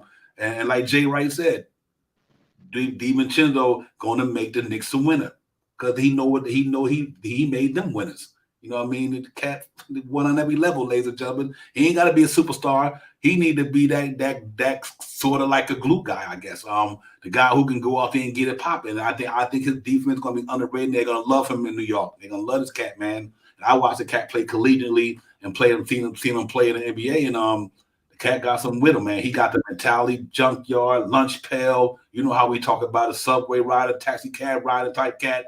New York, he about it. He about it, man. So that's him and Josh Hart with that energy and that defense. It's going to cause a lot of problems on a lot of teams. When they out there with a man who quickly playing defense the way he playing. So I'm hoping that they all just go out there and get better, man. And they do shop out. The Knicks have a good season, and we be on every night, pregame, postgame, whatever. Just really excited about what we see that night. We just want them to win. We all fight for the same thing in here. We want the Knicks to be a good team, get to the third round at least. It's a different level to it. First year they got to the playoff, they lost 4-1. Second time they got to the playoff, they won 47 games, won 6 games in the playoffs. And hopefully the next time, which is this season, they can go to another step. And I think that step should be the Eastern Conference Finals. If they get to the Eastern Conference Finals and lose, then you know what the next step is after that. Now we're going to have to fight to get to the finals. And they've been doing it. They taking it step by step. And I love the way Tom got it going. First year he got here, they got to the playoff. Third year, he got him close to the deep in the playoff. This year, he on a mission too. What that man want more than anything in his career? He need a ring. He need his value. Put a ring on it. Yeah, he put a ring on it. So Tom Thibodeau fighting for a ring. Let's not get it twisted. He said, if I can lead this thing, win in New York, I'm royalty through there. You know what I mean? So yeah, if you can win here, you can win anywhere. New York. Mm-hmm. Yeah. Real talk, man. It's gonna be interesting, man. I'm liking what the Knicks going with it. Like I said, I think they'll be in that 4 to 6 range. And the only reason I say that because I do think Porzingis that he definitely gonna help Boston. He gonna help Boston. I mean, they might have lost Marcus Smart, but damn, you got a cat who giving you 23 a game and the numbers he putting up. And if he do what he did last year, last season, Porzingis did what he did last season. Boston's gonna be a good team because now they got that. Now the good thing about it. Yep, you know what? He stretched the floor. Same thing we wanted him to do with the Knicks, he's doing for the Boston Celtics. The same reason why me and you wanted him here. You know what I mean? Because he stretched the floor, he opened it up. Now Jason Tatum and Jaylen Brown got driving lanes and Pritchard and all these guys and Derrick White, and now they got lanes to go down. Because Porzingis stretched their center out to the 5 spot, out to the 3-point line. Now that's just wide open. You know what I mean? And that's the reason why I want him in New York for that reason. If Porzingis would have came to New York, he would have been in the 5 spot for us hypothetically. And he moved out to even if he moved or play 4 every now and then. Him and Randall, whatever, or him and Mitch-Rob, that'd be crazy. But that's the reason why I want him in New York. But he's gonna help Boston. But I do think Philly gonna be Philly. Right now, if James Harden don't go nowhere, then you still got to put Philly up there. Long they got Joel Embiid, he healthy. Philly gonna be there. and I think Tyrese Maxey takes another step for them in another year in his career. I think they have a move. So they're gonna go back pretty much with the same team, and they also added Pat Beverly. Pat Beverly is another guy who's playing winning basketball. Everywhere he go to the playoffs because his style of play is winning basketball. He know how to D you up, cause havoc. He hustles. So they picked up Patrick Beverly. Montrezl Harrell obviously going to be out for the season with a torn. He just tore Achilles or something the other day. They're going to lose Montrezl Harrell. That's a big loss for them. So let's see how they're going to fill that role. So we'll see. So I think they're still going to be formidable. And obviously, Milwaukee Bucks coming back with what they got. They're going to be up there. So Cleveland, Miami, no matter what, because of their culture, they always be up there. That's because of their culture. They've been here the last 3 or 4 years. I don't think nothing's going to change. But I do think the Knicks will be in that fourth, fifth spot like last year. I think this team is going to be pretty good, man. They're going to shock a lot of people. They're going to shock at me. Like I said, I see what they got. So it's not going to surprise me one bit if the Knicks get to the Eastern Conference Final, because sometimes things happen in the season in basketball. Some people get injuries. Some team players don't pan out the way they think it's going to pan out. So it's breaks along the way. But I do think we come back this year more productive, more efficient, more better at the game, because we got a year under their belts with Jalen Brunshim. Got to know how to come in, know how he played. Now you got Quentin Grimes starting from the gate, not 26 games into the season. Now he'll be starting coming out the gate. A lot of them variables playing a part of why I think the Knicks will be a better team coming out the gate. I think they're gonna have more chemistry, more continuity. The same starting five as last year. You know what I mean? They didn't go out there and make a lot of wholesale changes. They just kept what they had, and they tried to strengthen their bench by addition by subtraction. Obi's offense with Chills all around winning game and all that good stuff. So we'll see how it goes. I think we get it popping though. Yeah, I second it. I concur. I just think, however this team works out, however the rotations work out, we can see some crazy closing lineups. We can see some defensive style lineups. We can see some big man lineups. I just think that, Tom has a way of probably trying to, have this rotation that he really wants to close out games.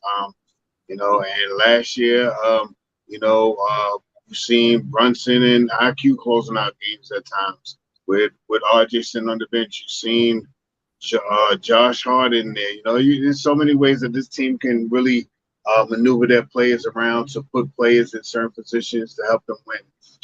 And I can't wait till training camp starts, so we can start seeing hearing the hoopla about everything going on. The only thing that I have probably left to really say that we're probably going to talk about is Evan Fournier. What are the Knicks going to do with Evan Fournier? Remember, I said that the Knicks are going to hold on to Evan Fournier to the trade deadline, and so far we haven't had a trade for him. Divine, I got that Baby Ray in my back by my over there by my new cooker back there. So I send you a bottle or something like that. I send you a bottle and stuff. But on that note, you know what I mean? What you think? What you think? We think Fournier still has a chance to be moved before the beginning of the season? I'm gonna stick to it. Man. You still got a month and a half to go, and all that. So I still think it can happen. I just in my mind just don't. Maybe it might be more. I'm trying to use logic with it. That why would the Knicks keep him here and disappoint? Just had that man feeling miserable like that about his NBA career. I just think that the Knicks ain't got a deal for him yet. It ain't like they didn't try to move him. I don't think that they trying to not put a first round pick with him. So right. I don't think it's that the Knicks are not going to trade him. They just haven't found a trade for him due to the fact they're not willing to throw in a first round pick to get rid of him. So, but I think the Knicks are looking for a deal for him. I do think they're moving, man. I'm hoping I would love for it to happen before training camp. That way, we know what we got going in there. Evan Fournier is not going to be happy for the New York Knicks sitting on the bench when he could be somewhere. Right. He's just not going to be happy with that. You know what I mean? And I think the Knicks know that. So I think just like they did Obi was a different situation. Obi had less money. You know what I mean? To move. His money was easy to move. $18 million a night is kind of hard to move sometimes, and you just got to make sure the team you're moving to is willing to take on that because it's inspiring money, and they don't have a problem with them just sitting there tutoring a bunch of young guys or being on a contender team helping them. So that's what his avenue to try to get him somewhere where he can get in the playoffs and make some noise with a contending team, and or send him to somewhere where he just got an expiring contract and he got to sit on the bench there. But I don't think they need to do it in New York though. I think they need to move on from that. I think they've been trying. I thought it would happen sooner or later. So I will make sure I get that sweet baby raised, my brother.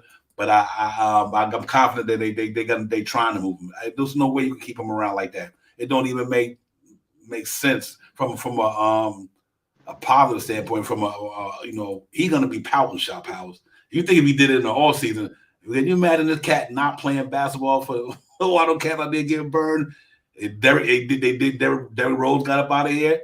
They sent him out here because he's a free agent, but and I think Fournier next. I think they try to get it done before the season kick in, and they know they had to wait. But I still think they will. I don't foresee them keeping him here, man. Don't make sense to me. Yeah, I mean, I think so as well. I mean, I'm hoping that he's moved because there's no way that you could actually sit and tell me that I joked about it, but I said that the Knicks may hold him until the trade deadline, but it's no way that you can send him on the bench, especially with what he has just said about the New York Knicks and the coaching staff and Tom Thibodeau. So I'm pretty sure that they're trying to make a move for him. Like you said, Divine, I think they're looking for a deal and they don't want to give him a first-round pick.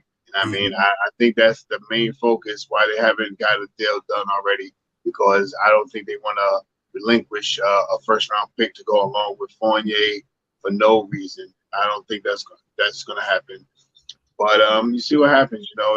If worst case scenario you want to get Fournier off, you give him those. They say those 2 picks for Obi Toppin so bad. We had those 2 picks to try to get him off the contract. I don't know, but I just think it's I think it's bad business trying to bring him back to sit on the bench. There's no way that you can tell him to come and sit on the bench in a uniform. I just don't see it happening. I mean, especially after what he has said about the coaching staff, Tom Thibodeau, and so on and so forth. So let's see if they can make a move. We still got a month and a half. So salute again, Parrish Duggar. Hate being hard and Randall, but he is our difference. Yeah, keep on what you mean with that. I don't understand we not gonna block you here because I don't think we was indifferent about Randall or anything. I don't know. I'm just trying to apply to your tweet. Hopefully we wasn't in here saying that we thought we didn't agree with you on, but we're not gonna block you on here. Put it like that. You good here, my brother. So I don't know if that's applying to Knicks Real Talk or you talking about somebody in the chat. That's why I'm trying to put that out there, but hopefully it ain't us. We don't get down like that. So yeah, the chat is on fire. Yeah. Thank you, Keith. Fire. Thank you, my man. Appreciate that. I just want to make sure because we got love for you, my man. So it's all good. Thank you, my brother. Yeah, man. Yeah, chat always on fire. They got to pop it up in here, man. Real talk. But hey, I got one for you, man. I was telling Mitchell, telling Shop Howard this, ladies and gentlemen, earlier. I seen in Sports Illustrated, Evan Fournier, Hartenstein. I think it was McBride. I had to go back and check, and I think it was 1 pick or maybe 2 for Andrew Wiggins. Evan Fournier. It was in Sports Illustrated fan side. Evan Fournier, Hartenstein. I had to be McBride, and a pick or something like that for Andrew Wiggins. Would y'all do that? I think Wiggins is better than all 3 of them. So, but it just creates a. But then he would be. Now, where you gonna put him at? Because do you move Quentin Grimes to the bench and let Wiggins and RJ start? Okay. Nick GM say iHeart stays, but just going only going according to that particular trade from them. Obviously, Wiggins is makes us a better team, no question about it. I would jump on it. Yeah. I don't know how they would figure it out, but you telling me to get off of Evan Fournier and maybe McBride and who else did you say, Divine? Hartenstein. And Hartenstein. I would hate to see Hartenstein go with that second unit, but to get Wiggins in here, they'll figure it out. They will figure it out. Wiggins is he's a winner. Yeah. And I don't think it would, with those players, they would have to work out how RJ and him play together or something. But they would have to figure it out. I wouldn't be opposed to it. Right. Yeah. I tell you what, why I would definitely do it. First of all, look who we playing with. Look at the culture he playing around. That's number one. The number one. Where has he been the last couple of years? He went to the finals. See, that's what I mean. We got guys like that. We need guys like that who've been in that situation. Andrew Wiggins is a good to give up Fournier and Hartenstein, and to have that extra dynamic coming in there, man. You see what he did for the Golden State Warriors in that finals run that year. That's why he got the contract. I mean, defense was impeccable. He was killing the game in a defense. Offense was in there, dunking on everybody, shooting threes. He had it going. I just think that a guy like that fits our type of style of basketball player. Andrew Wiggins, he's not the one who's the savior, but damn, can you imagine Manu quickly, DiVincenzo, Josh Hart, Andrew Wiggins, or whoever the case may be, or you put Grimes there or RJ. I don't know what you would go about it. I think Tibbs is gonna go with the best player probably. But anyway, I think that can make the Knicks a better team, no question about it. And you getting rid of Fournier, then you know what I mean. I think that would be pretty interesting, man. And let's see how it goes. But I just see that out there. That's why I asked y'all would y'all do it, because I just seen it. That's not that I put out there. I just seen it out there, so I would definitely do the deal. Because Fournier got 18 this year. He got a player team option 19 the next year. See, here's the thing. Are y'all going to sign iHeart next year? Because iHeart is on expiring. So, and bad as the Golden State Warriors trying to get out of that luxury situation they in over there. It's crazy. But they get their get back a certain amount of money. So it's possible that they might do it. But we have to see, man, what the Knicks going to do with with iHeart. I hope the Knicks extend iHeart actually. So I put him in the only reason I would put him in trade because it's Andrew Wiggins. That's the only reason I put him in there.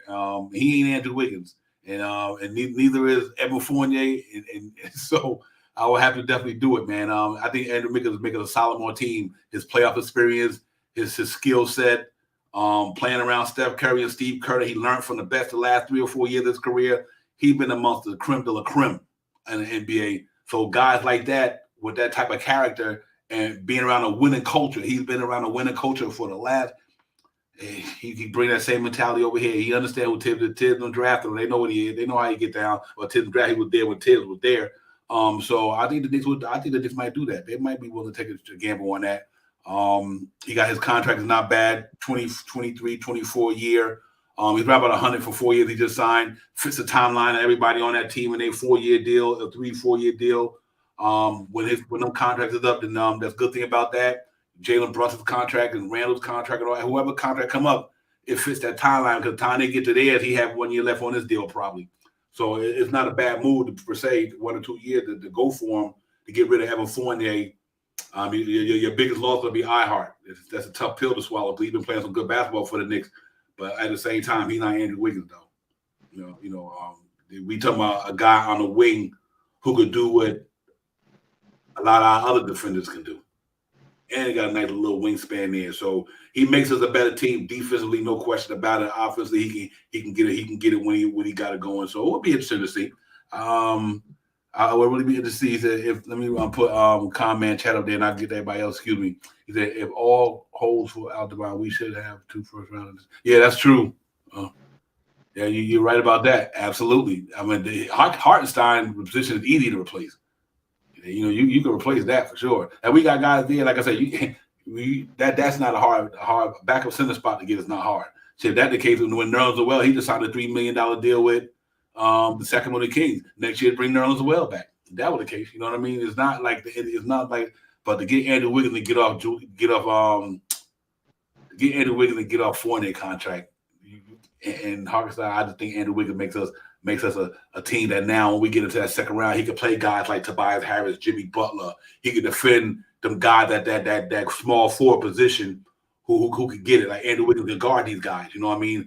RJ can guard, but RJ can't handle. I think Andrew Wiggins is a better defender than RJ.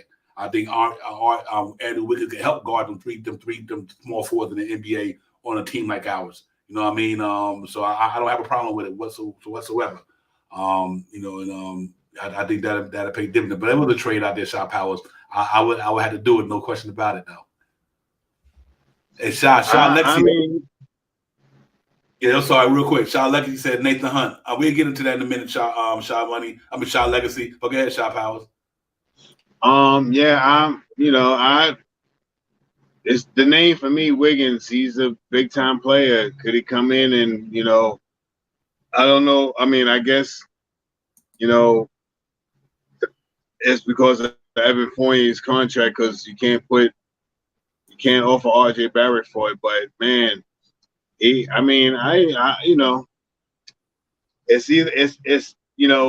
going to be a move made, and I don't know where it's going to be made at. I'm lost at words. It's going to be at the trade deadline. We got to see what RJ is looking like. You know what I mean? And it's going to be some teams out there that's going to want RJ this year. So let's see what happens. I'm not opposed to Wiggins though, but I just don't see a fit for him really. But I know the Knicks will make it fit. RJ would be back at the 2 position in 2.3 seconds and have Wiggins at that 3. Right. I mean, to me, and it still make the team deep. Now you got quickly Quentin Grinder at the 2, DiVincenzo, you got JR. I mean, man, listen, you put him up in that starting lineup, you better believe we'd be top 3 in defense. He come to play. Andrew Wiggins ain't no scrub. He ain't no scrub. I can tell you that much. So I think he's the type of player that we got. He's that type of player that we need for this team. You know what I mean? Age-wise, he worked for him. Career-wise, character-wise, all that stuff, man. So I think he just fits the type of players that Tom Thibodeau want to have on that team. You know what I mean? He fits the type of player. And even though he had a down year last year, injury, he had some personal issues last year. He had an off year last year, 17 a game and all that, but I think it had a lot to do with his injuries, the injury year. And he had some personal problem that he was really dealing with. Was real major. He had to take time away from the team and for a while out there. Not to put the man business out there, but that's the reason why his numbers wasn't there last year, because he did go through some issues, man. That we can, a lot of these guys that we want, that we hope will come here, we pipe dreams, that a lot of them guys ain't reality. They ain't coming to the Knicks. Either their own organization gonna sign them like we did our players, or but a lot of these guys ain't going nowhere, man. And so far I haven't seen a lot of them go anywhere. Damian Lillard ain't even going yet. Shout out that James Harden ain't going yet. A lot of it be just smoke out there, man. I know sometimes with this smoke there's fire, but we talked about Anunoby and all these guys, and they cats ain't going nowhere, man. They ain't, because I don't think that's what the Knicks is on. Unless you move RJ Barrett, they trying to bring in somebody I think that's going to catapult them, help get them to another level. They just ain't bringing in anybody. They ain't even on that. If Knicks are on, we trying to win a championship in the next couple of years. So what is it going to take to win a championship? Not what it's going to take just to get into the playoffs. Not what it's going to take. They ain't on that. They ain't on that. They can forget about all that. Knicks like, listen, we wait to that one person or 2 people. They just got to wait, and they patiently doing it. And they build within. The good thing about the Knicks team, Shot Power, they built this thing from the ground up. Like I said, other than Jalen Brunson and Randall and Hartenstein, now Josh Hart, DiVincenzo. Prior to that, a lot of this talent was homegrown. They came through the trenches. Mitch-Rob came through the trenches. RJ came through the trenches. Grimes came through the trenches. You name it. These cats came through the trenches with the Knicks. So now they just bringing in a couple of pieces to put with these guys who they done developed for the last 3 or 4 years. Quickly done came through the trenches. And I think that's what they're going to do. They just going to go out there and say, okay, now our younger guy done grew up quickly in his third year, going 4th year almost. Quentin Grimes going to his 3rd year. RJ going into his 5th year. Mitchell-Robinson going into his 5th year, whatever. Now these cats that we drafted years ago, they done grown up now. So now they got the maturity to say, now we just need to put the pieces around them. So they went and got Jalen Brunson, they brought in Julius Randle, they're gonna bring in that other guy, they brought in. That's what they're gonna do, and they're gonna build it. They build it the right way, no matter whichever they think. It's not. I think a lot of teams in the NBA envy the Knicks. I'm gonna tell you why, Shaw Powers. That the amount they made the players ain't even making $30 million. Ain't that they got a team right now where they superstars. I mean, they stars making $20-something million. And and Julius Randle put up Jaylen Brown numbers. You know what I mean? My man, point guard Jalen Brunson, he putting up everybody numbers. That's getting $40 million a year. They're getting that shit at $25 million, 26. So salute to the Knicks, man. They doing it the right way, man. These cats is balls. So let's see how it goes, man. Hopefully the ball drop. But we're gonna get out of here pretty soon, ladies and gentlemen. We just want to get in here tonight. A great show. Salute to the chat, everybody in the building. So everybody where y'all watching from, man. Episode 13, Divine Shot Powers. The chat was at, man, where it's at. It's a good one, Shot Powers. I think the Knicks gonna be ready, man. We'll see how it goes. But next thing coming up, I'm gonna try to definitely get into the World Games. See what these boys gonna do. We got about two of our guys on the actual team, and we got one of Quentin Grimes. He the first one. If somebody get injured, he automatically get to replace that player as a team member. So I'm hoping that they do good in the World Game. I'm gonna definitely watch that, man. And then after that, next thing you know, training camp is here. Training camp is amongst us in September. Time going so fast. This summer went by so fast. So we just got to see how they're gonna roll. But I'm excited about the season coming up, man. I got the Knicks over 50 games, roughly being where they were this year. I definitely see them improving on that level. And I think the acquisition of DiVincenzo are gonna pay more dividends than people give it credit for. And I think these guys come back a little bit stronger, better, faster, smarter. Hopefully Tom Thibodeau learned a lot over the summer. He come back a better coach, smarter coach. He learned something in the off season. Especially him out there right now, picking Steve Kerr's mind out there with the team. So Tom Thibodeau out there with the team in Vegas, getting his thoughts. So that's why I think you gotta be careful, because Steve Kerr and my man, him and Tom Thibodeau, like, what trade you want to do? Let's talk to me. I say we can make it happen. So you never be surprised how that thing go down once they get talking. I give you this player, you give me that player. Let's do it. Let's do it. It's politics, man. That's what it is. It's politics and networking. Let's get this trade done. So we'll see, man. But it's all good, man. But we gonna get out of here, ladies and gentlemen. Great show tonight, man. Appreciate everybody coming in, man. Real talk, man. On the quiet off season with episode 13. We try to keep it moving though. But y'all make sure you have that like, subscribe, run out the door, say no more. Y'all know what it is, man. Divine Shot Powers. We in the building. Shot, holla at me, my man. Salute to you, Divine, as always. Salute to the chat. That is where it's at. We'll be back on in a couple of days, to talk some more hoopla, there's throwing some stuff out there, see if it sticks. And the days are chipping away, man. We'll be, before you know it, would be September, and we'll be in training camp. So we have some more stuff to put together and stuff. But with that being said, salute to you, Divine, as always. Salute to the chat. Let's get it. Yo, salute everybody in the chat. Chef NY, good seeing you. Keith Turner, G Money, Nick 100, everybody. Billy the Goat, salute to you, Billy Goat. Nick Yak, sorry y'all got it a little late, man, but thank y'all for coming in. Thank y'all for keep supporting the show as we continue to grow, man. We here, man. We ain't going nowhere, man. If we talk, we here until the wheels fall off, man, like my brother would say. So salute everybody. Y'all have a good night, man. And we definitely gonna get it popping today, Sunday. You probably see y'all around Thursday, Friday or something. So y'all just look for the notifications, man. And when we get in here, let's get on and get it popping. Thank y'all for coming in. Shot Powers, the chat, Divine, everybody, man. Next we'll talk. We out of here, man. Peace. Peace. Time for Divine Shot, KJ events. This real talks the brand. You understand how we do, my man. I'm on that Friday night Nick shit, dripping in Nick shit. Up in the world, most famous arena. With the click, that's the conglomerate. The Knicks real talk, the real prominent. I'm a bit like the Omicron variants, I'm dominant. Paying homage to the cat in the chat. That's where it's at. Cause I'm hearing that. You don't care for hyperbole, you straight facts. We interact with the mob, the gods. Up in the pod, the squad, the side. The entourage be on the job. My energy, 50 tripping in 10 books. As they cook my game plan, and my brand for loot and pursuit. Going hard like the New York City gritty committee. Cause that the Knicks we know is pretty, but we all stay giddy. But we embrace the fan base like the late Anthony Mace. We create the logo when there's hair space that appear like square space. Staring down on the Chase Bridge, look at that Knicks City drip. And 50 Jacksons on the court, looking pretty legit. I think true to the orange and blue. I thought you knew for him a few bars to shine like Star Divine on Mount Mars. Knicks real talk. Here we go, let's go. Knicks real talk right here. I'm representing Knicks real talk. right here. Let's get Here we it. go, let's go. We here in the building. Knicks real talk. Let's get it. Here we go, let's go. Yeah, for real.